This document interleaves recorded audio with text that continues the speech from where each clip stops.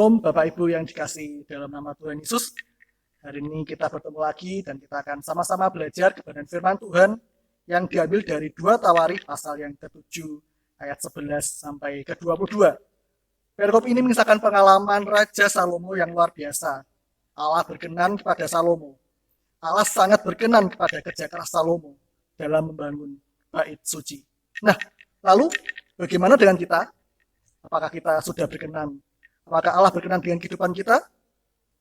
Hari ini kita akan belajar bersama-sama sikap-sikap yang membuat Allah berkenan dengan hidup kita yang didasari oleh 2 Tawarikh pasal yang ke-7 ayat 11 sampai ke-22.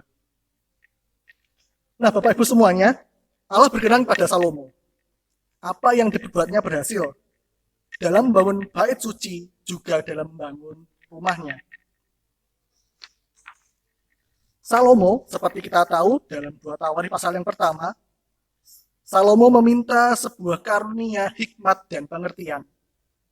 Dikatakan dalam pasal itu, dalam 2 Tawarikh pasal yang pertama ayat yang ke-10, Salomo meminta, "Berilah sekarang kepadaku hikmat dan pengertian, supaya aku dapat keluar dan masuk sebagai pemimpin bangsa ini. Sebab siapakah yang dapat menghakimi umatmu yang besar ini?" Wow, menarik sekali.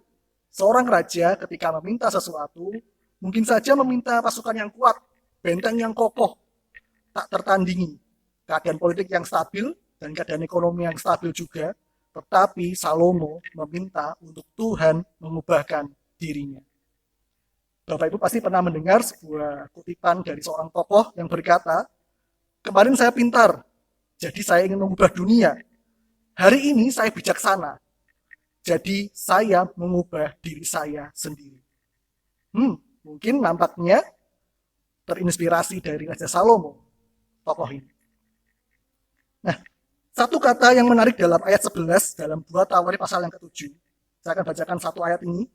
"Demikianlah Salomo menyelesaikan rumah Tuhan dan istana raja, dan berhasil melaksanakan dalam rumah Tuhan dan dalam istananya segala sesuatu yang timbul dalam hatinya."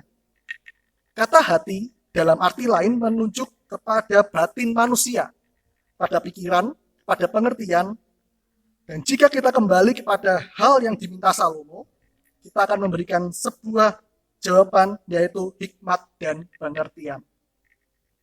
Jadi yang timbul dalam hati dan pengertian Salomo bukanlah bertentangan dengan apa yang dikehendaki Allah.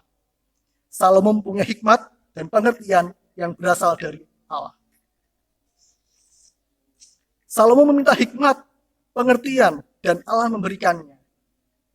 Melalui karunia ini, melalui karunia hikmat dan pengertian, Salomo melayani Allah.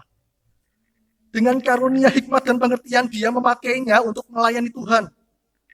Dengan karunia yang diberi, Salomo merencanakan dan membangun rumah Tuhan. Inilah sesungguhnya tujuan Allah memberikan karunia, yaitu untuk melayaninya.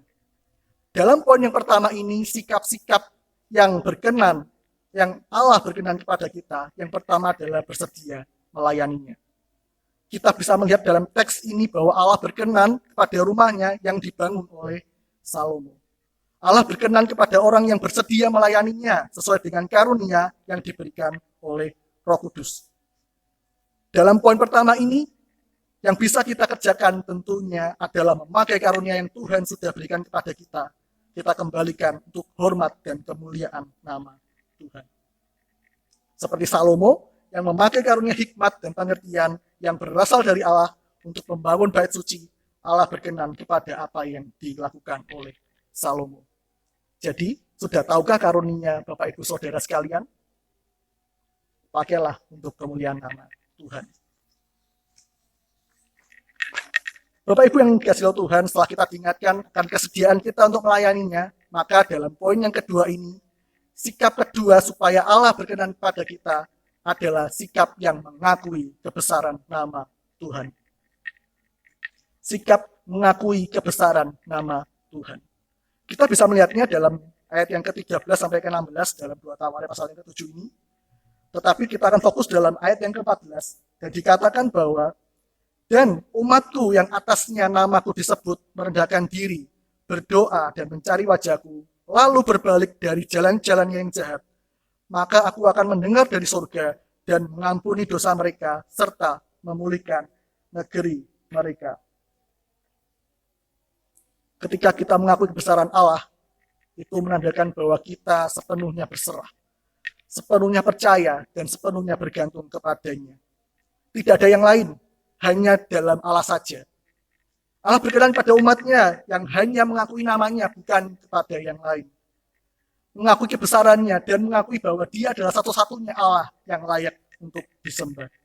Yang ada di langit, yang ada di bumi, bahkan penyakit, semua tunduk di hadapannya dan kita harus mengakui kebesarannya.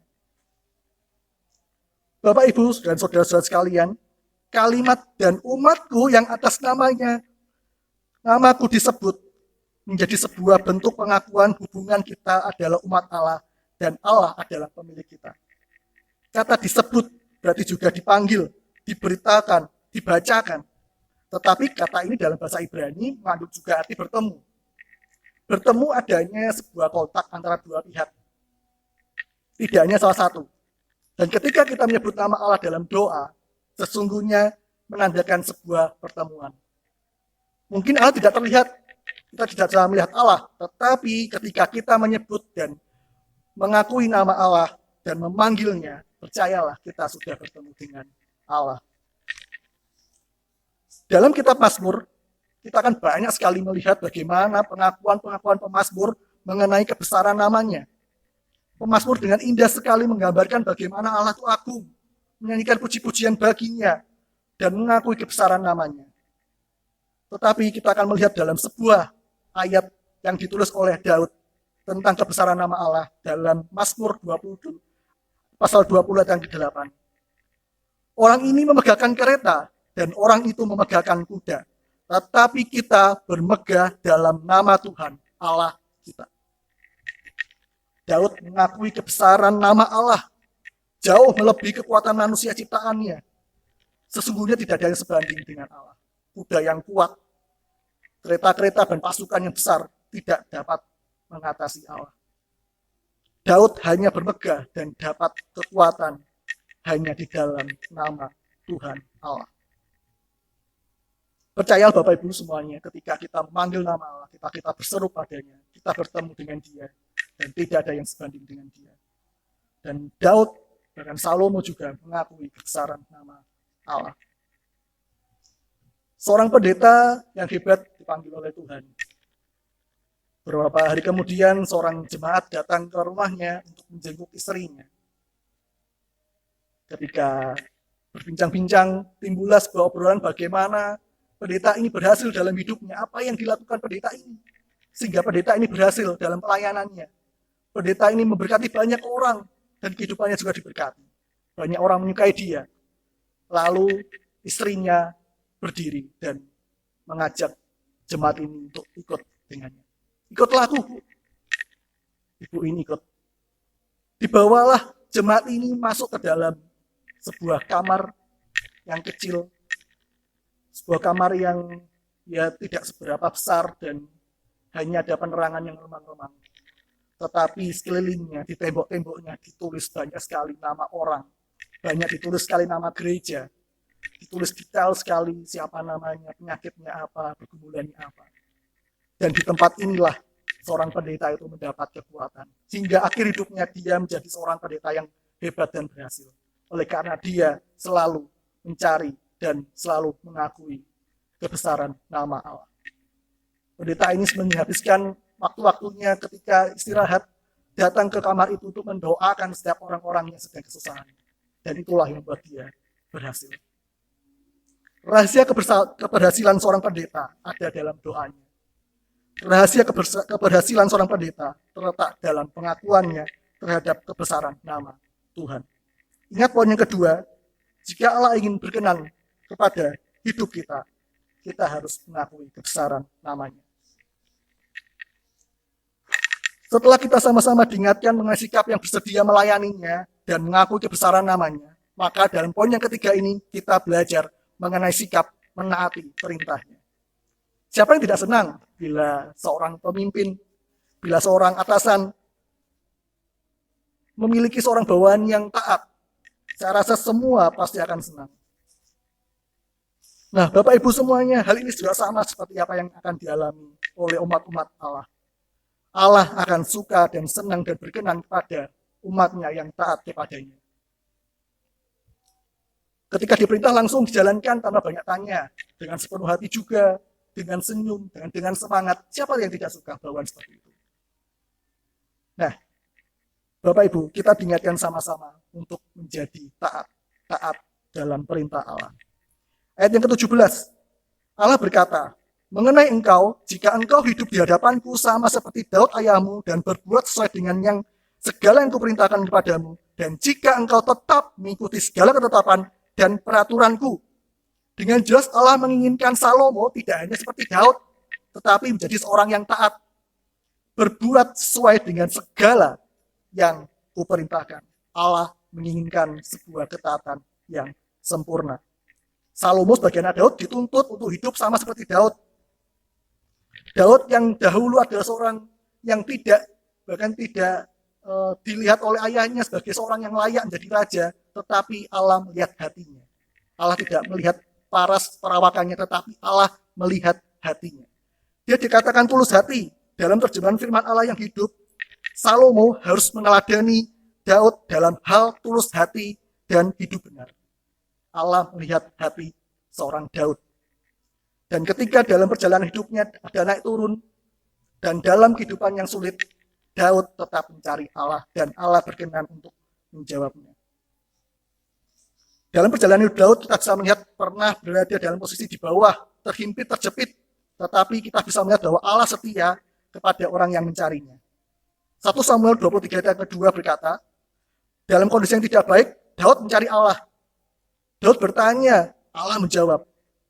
Dan kemudian 1 Samuel 23 ayat yang kelima, inilah sebuah sikap Daud. Kemudian pergilah Daud dengan orang-orang Kehila. Ia berperang melawan orang Filistin itu. Dihalaunya ternak mereka dan ditimbulkannya kekalahan besar di antara mereka.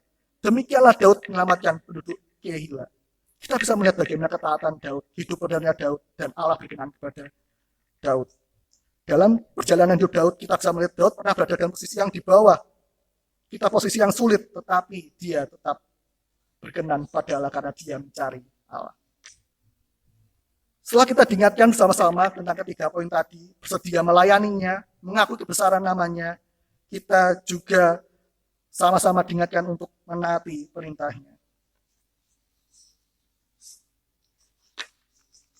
Sebagai orang yang mengaku percaya, kita harus taat supaya Allah berkenan kepada kita.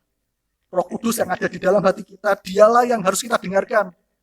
Kita harus melatih diri kita peka terhadap apa yang dikatakan oleh Roh Kudus. Seluruh perintah Allah sesungguhnya sudah tercatat dalam Alkitab. Berbuat jujur, mengasihi sesama manusia, menghormati orang tua, berbuat hidup benar, dan sesuai aplikasi dalam poin yang ketiga ini. Kita harus taati perintah dengan sungguh-sungguh.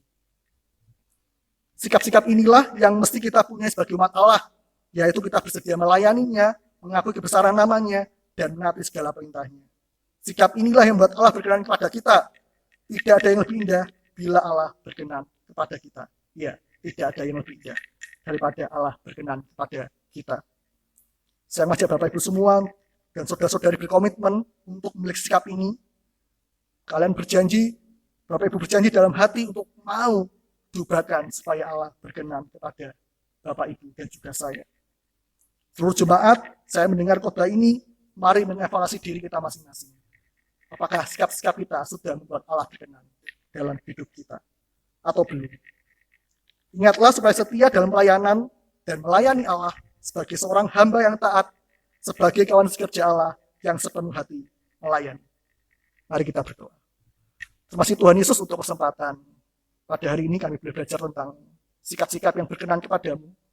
Tolong hamba-Mu ini dan juga Bapak Ibu semua yang ada di tempat ini, supaya kami beroleh hidup yang berkenan kepada Tuhan. Kami serahkan hidup kami dan kuasa-Mu, Tuhan yang akan ubahkan kehidupan kami. Di dalam nama-Mu Tuhan kami berdoa dan bersyukur. Haleluya. Amin.